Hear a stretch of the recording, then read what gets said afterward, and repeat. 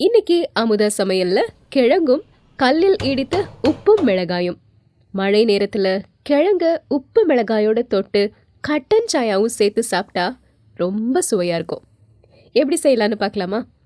கிழங்க தோல் நீக்கி கழுவி துண்டு துண்டா கட் பண்ணி பாத்திரத்துல தண்ணி ஊத்தி கிழங்கு போட்டு உப்பு சேர்த்து அடுப்புல வேக விடணும். கிழங்கு வெந்த உடனே தண்ணிய வடிகட்டிடலாம். கிழங்கு நல்லா சாஃப்டா வெந்துருச்சு. இனி உப்பும் மிளகாயும் தயார் பண்ணுவோம்.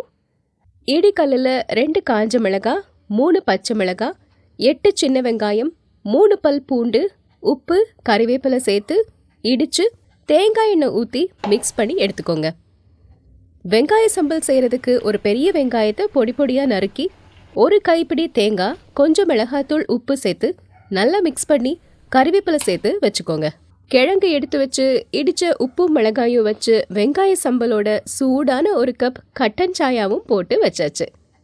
இனி கிழங்கை எடுத்து உப்பு மிளகாயில தொட்டு வெங்காய சம்பலும் சேர்த்து சாப்பிட வேண்டியதுதான். நீங்களும் செஞ்சு சாப்பிட்டு பாருங்க. இந்த மாதிரி சுவையான சமையலுக்கு மறக்காம அமுதா சமையலை சப்ஸ்கிரைப் பண்ணிக்கோங்க.